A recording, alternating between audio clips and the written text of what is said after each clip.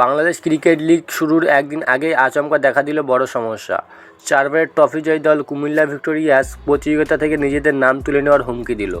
তাদের দাবি, যদি এই মরশুমের আগে লাভাংশ বণ্টনের মডেল তাদের না জানানো হয়, তাহলে প্রতিযোগিতায় দল নামাবে না তারা। কুমিল্লার মালিক নাফিসা কামাল জানিয়েছেন, বাংলাদেশ বোর্ড এই মুহূর্তে যেভাবে বিপিএল পরিচালনা করছে তাতে তাদের পক্ষে দল নামানো খুবই কঠিন। 5 বছর আগে তিনি একটি ওয়েবসাইটে জানিয়েছিলেন বিপিএলে লাভাংশ বিনিময়ের মডেল আনা উচিত। তারপরে 4 বছর কেটে গেলেও কিছুই হয়নি। 2 বছর আগে বিপিএলের গভর্নিং কাউন্সিল জানিয়েছিল দলগুলির সঙ্গে লাভাংশ বণ্টন করতে তারা ইচ্ছুক নয়। নাফিসা সম্প্রতি বললেন, দল তুলে নেওয়ার ব্যাপারে 100% রাজি আমরা বিপিএলে থাকতে রাজি নই যদি লাভাংশ ভাগ করে দেওয়া না হয়।